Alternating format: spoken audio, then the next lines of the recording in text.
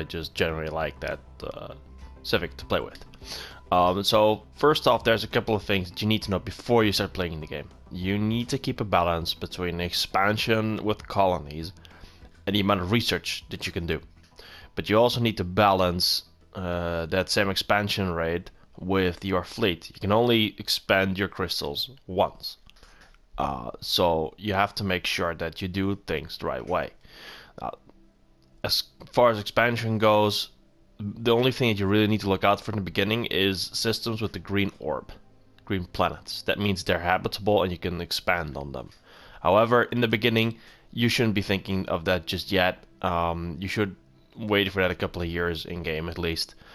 So to begin with, we're going to take a look at physics research. What I usually tend to do myself is I either pick physics lab to help increase my science, or I pick the solar panel network to get some extra energy credits going. In this case, I think I'll be going with the extra energy credits because I only have +5 per turn per month.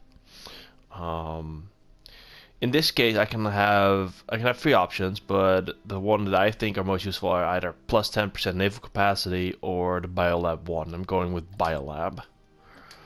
And for engineering research, I can pick either +5% minerals or engineering facility. I have not yet, I have +8 minerals, so even if I get to +20, I only get +1. So it's nice, but I think I'm going with engineering facility on 1 first. So we've picked that, and before you start playing, before you hit triangle, there's one other thing that you need to do first. You need to make sure that your science ship on the right side surveys your own system, in this case the Sol system. Your own system has not been fully surveyed yet. Now, as soon as you've done that, you can also chain order it to other systems. So, for example, I press square, and it says chain orders. And if I then hit survey system with X, you see the arrow pop up. And that means that as soon as it's done with Sol, it will be going to Bernard Star. And you can tell because the chain order is yellow and a regular order will be whitish. Well, as soon as it's done here, I have a few options that I can take a look at. But what I really want to do is I want it to have Alpha Centauri next. And I picked Alpha Centauri second because it usually tends to have a lot of planets and planetoids to look at. And it takes a bit longer to research. Let's see if we can... Yeah, you can see that. There's a couple of planets, blue moons. It's not as filled in as I've seen it before. I once had an Alpha Centauri set up with like 24 planetoids and planets. So this is not too bad, really. So let's get back to the issue at hand. Head back into the Sol system. It sometimes happens to that within your very first solar system, your home system, that you can see a couple of planetoids or planets with energy credits markers on them or crystal markers on them. If you do, make sure to use your construction ship straight away before you start the game. So let's get into it. Let's put the speed up a bit. There we go. There's also the issue of the fleet. You need to upgrade your fleet, and it is very important that you do not wait too long with getting techs that will involve upgrading your fleet. So to give you an example, in engineering, we just had the option to choose nanocomposite armor, which is a decent upgrade for the beginning. However, it would not be my start tech unless I'm either a militaristic or a slavic, a slavery kind of a civilization. Let's leave that be. And that's important because if you're going for fossilizing enemies, you need to get a quick start, and then any and all upgrades in the beginning would be great because it might just give you the edge that you need. But you'd also need armies, obviously.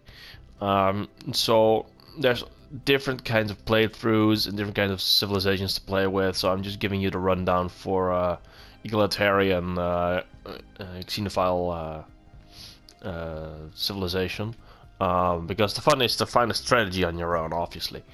So just a quick rundown from the menu. Up here on the left, there's electricity, energy credits. You need these to maintain buildings, maintain ships.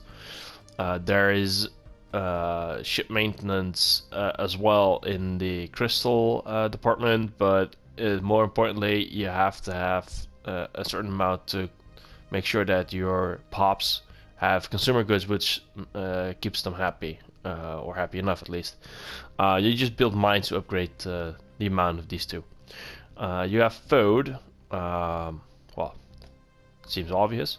There's influence, which allows you to colonize new planets, build new space stations, to claim territory. If you have a planet yourself, you can build a regular space station for just 360 crystals. Unity is for traditions. Kind of like a culture thing, and it'll help you get some bonuses like 10% happiness, or research station build cost minus 33%, or mining station build cost minus 33%. And these are useful. If you're going to play a medium or large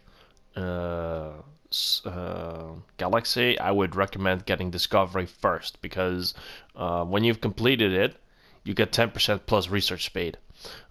This is not the very best option in the entire tree, but once the game gets upgraded to newer patches, it will be. So it's probably best to just get on with that and get used to that.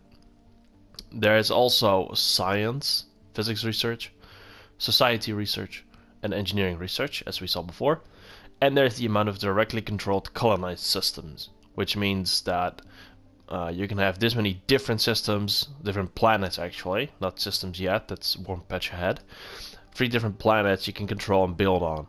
If you colonize one more, you need to put one into a sector, which I'll get to in a bit. This is your strategic resource overview, where you can see how much you're using and how much you're trading off, if you have any at all. And there's the fleet capacity. On the left, there's the whole bunch. You can follow the tutorial for everything that's in here. And this pretty much speaks for itself. So let's put that out there. I always have the outliner open. Sometimes I put it away. I really don't care that much. You can always pause the game, so you know, not going to be a problem. And you've got some information down below. So let's leave that be. Let's resume the game. Most important thing that you cannot forget while playing Stellaris Console Edition is that while you're... Let's leave that be. While you're playing, you can at any given point in time get either a random event or run into an alien of some kind. Researching aliens will take away time from your standard research that you picked in the menu, but it'll be worth it. It'll give you influence, which you'll need to colonize or to build space stations, to claim certain systems, to make sure that you get those precious resources or research, or maybe even a wormhole gate. As we've just seen, there we go. There's some aliens. These are space amoebas. Have I gotten an update? Yes, I do. Let's research that. Let's go. Let's do it. Okay, so that's going to be... it's going to take longer for us to get the Biolab 1, but that's quite alright. In the beginning, research is very slow, and it'll be important enough to upgrade your research quite a bit, and it usually tends to have terrain tiles that are not yet cleared, and you can use those to actually get some science going. I have physics here, engineering, and society. However, before you go off and do that, remind yourself that every building costs energy credits. So you need to up your energy credits and your mineral income first, or you're going to be waiting for eternity for everything before you can build. So, first thing first, let's clear a tile. That will give us 2 extra energy credits. I'm not seeing any crystals as of yet in our home system. That's a bit of a pity. Let's hope that changes soon.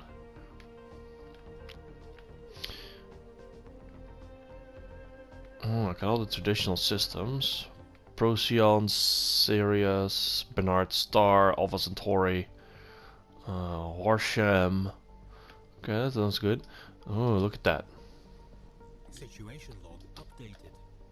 You tend to get a lot of different pop-ups, such as that initiative that I just accepted. And the reason you should always accept that is that at some point your scientists are not going to have anything to do anymore. And you can still get them, even though it's been like 150 years. And what they end up with is a lot of unity, especially the Fallen Empire kind of things. Think First League, Erasians, stuff like that.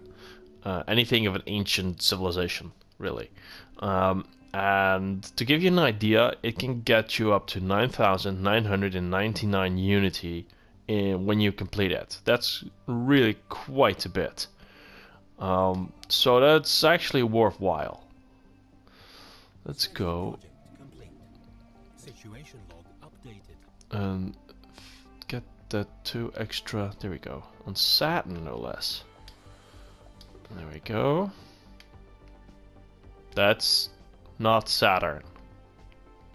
It's missing its ring, but it's quite alright. You can see me pushing away a lot of options to survey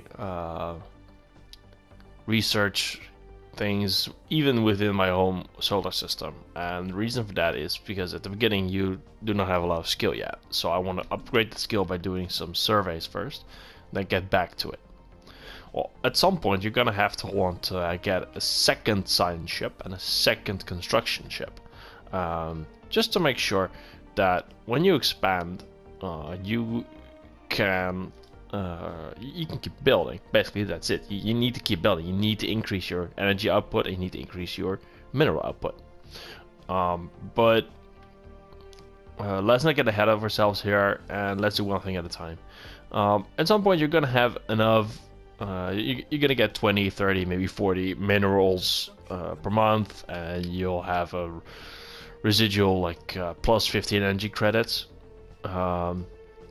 And that would be the ideal time to go and get a colony going. Why?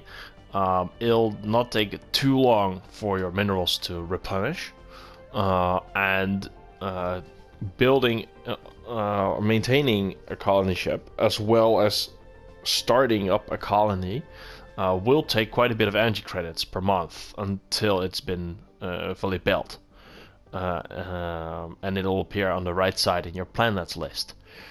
So that's something that you need to keep track of. It can be quite important. If you do that at the wrong time, say when you have just 1 energy credit, you'll go down, and when you have a low amount of energy credits, that's quite a bad thing, really.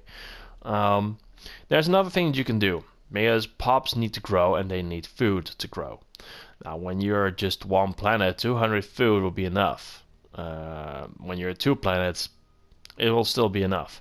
But first off, you need to make sure that you have a surplus, because if you don't have a surplus on the max, your pops will grow at a normal rate, which is really slow. But if you have the max capacity for your current setting and you have a surplus, the bigger the surplus, the quicker the pops will grow. So that's just, it's really useful.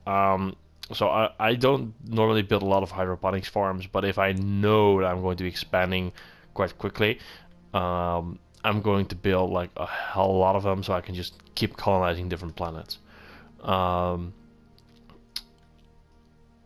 Having said that, you can change the setting for that under society and then under policies. To give you an idea, you can go for food stockpiling. Minimal is 200, balanced is 1,000, and large is 5,000. So to give you an idea, let's say that you have half the galaxy and you have a good surplus. That would be the best time to switch to 5,000. You can do it earlier, obviously, but the bigger you get, if something happens, the bigger the impact on the just 1,000 food. So I always go for 5,000 food once I reach half the galaxy. in size. At this time I'm going to keep it on minimal, because if you change it, it'll take 10 years. You can change all sorts of things here to give you the idea. You can change your war philosophies to unrestricted wars at the moment. You can change orbital bombardment. It'll determine how much damage your fleet does to planets. Resettlement, first contact protocol, core world's population. There's all kind of things you can do here, and it's usually useful when you want to go into a federation or alliance with someone that dislikes you, and it'll say why they dislike you. So you can change that if you'd like. Let's see in tradition. Like I said, let's go with discovery. Alright. You can also choose, which is something that I tend to do early on, is to get a 20% border range increase. Now this time I don't think it's necessary just yet. Wait, scratch that. Yes, it is. Why? I need more borders to plant more mining stations, research stations, and despite the fact that they will still be full cost, if I don't, I barely have anything to build at all. It'll take a while, but I usually tend to go with discovery, but let's go with supremacy for a change, just to get a 20% border range increase. There we go. There we go. There we go. Alright, pretty nice, pretty nice. Got a couple of systems in my territory now, and that's a good thing. Now let's have a look at the map. I chose for a spiral map. Yes. Alright. Let's go and do that. Well, as you can see, our science ship is in Alpha Centauri. And there's only one station to build in Bernard Star, so let's go and do that.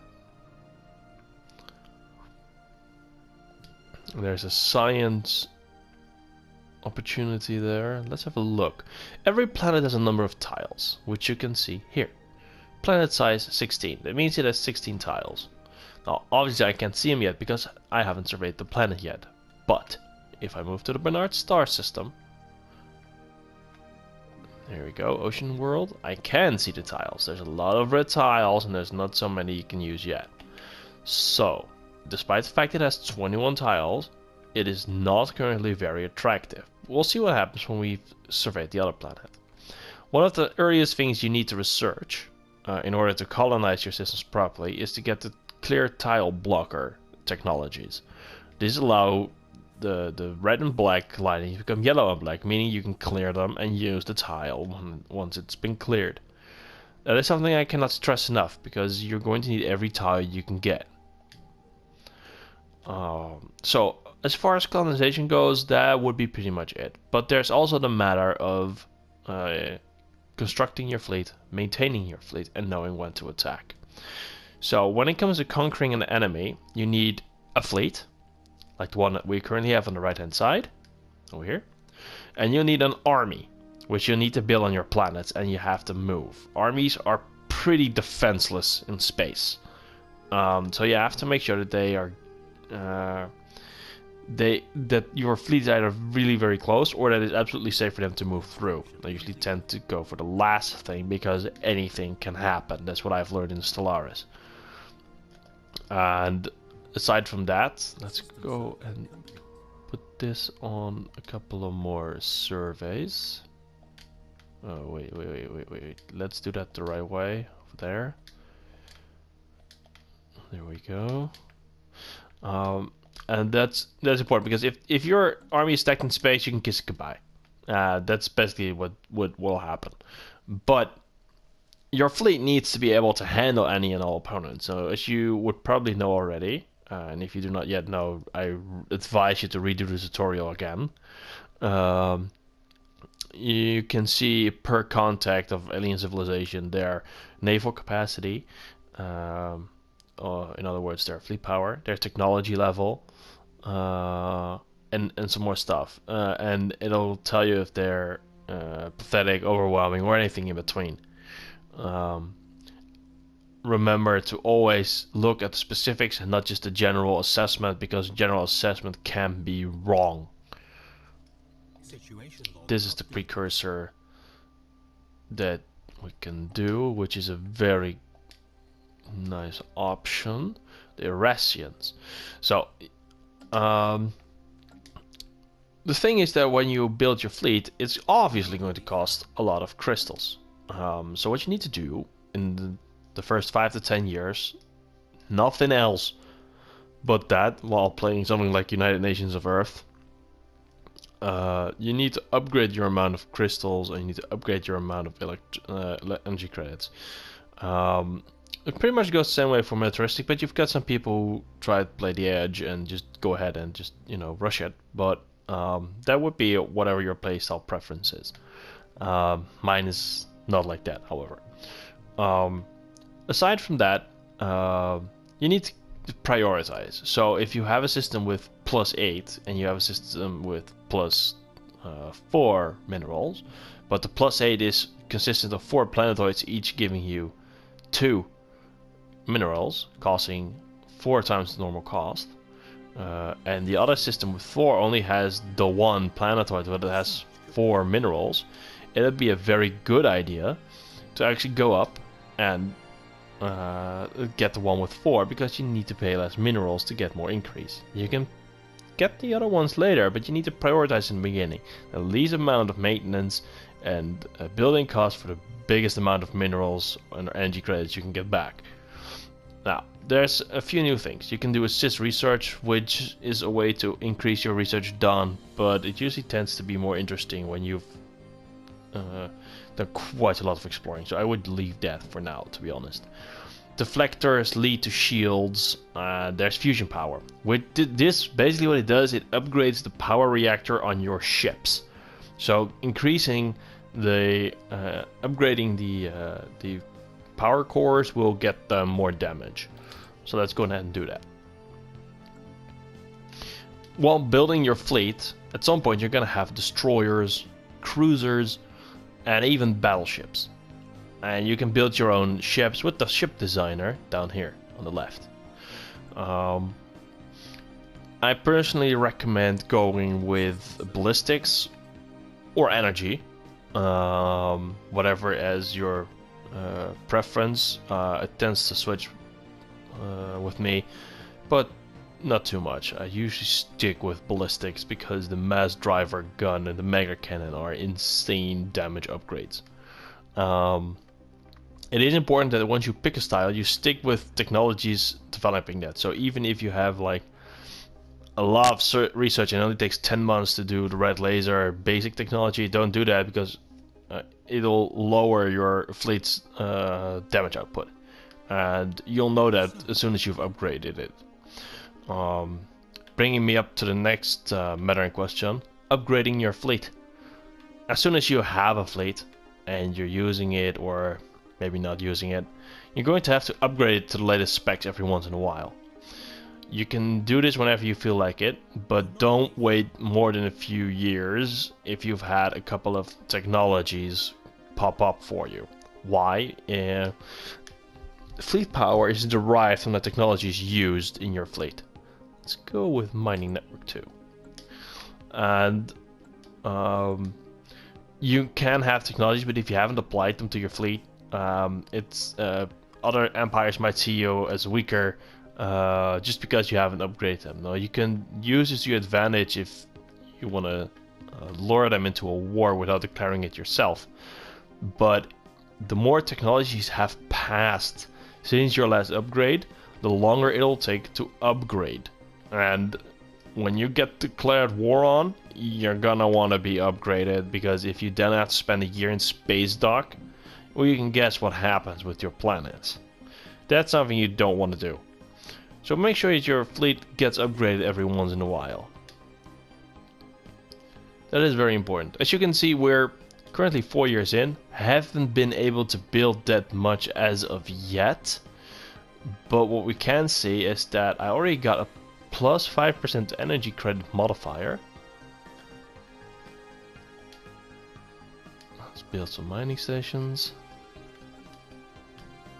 Let's have a look at Alpha Centauri.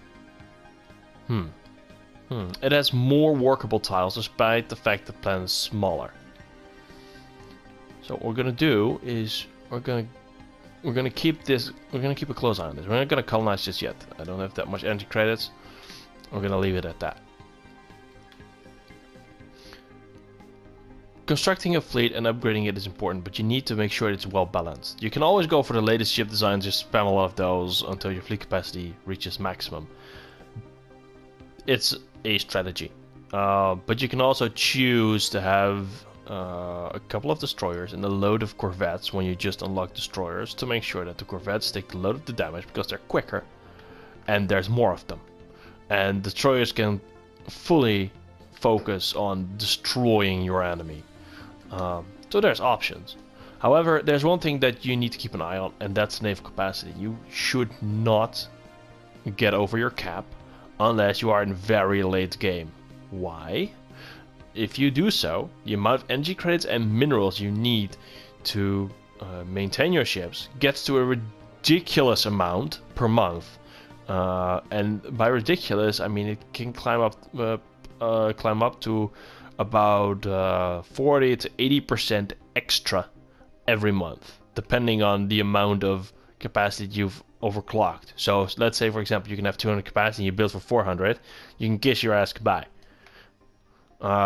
Why? Because as soon as your stockpile has been depleted, your ships lose power. And I don't mean like total blackout power, they just get a lot of damage reduction when they are in combat. So that is something to watch out for.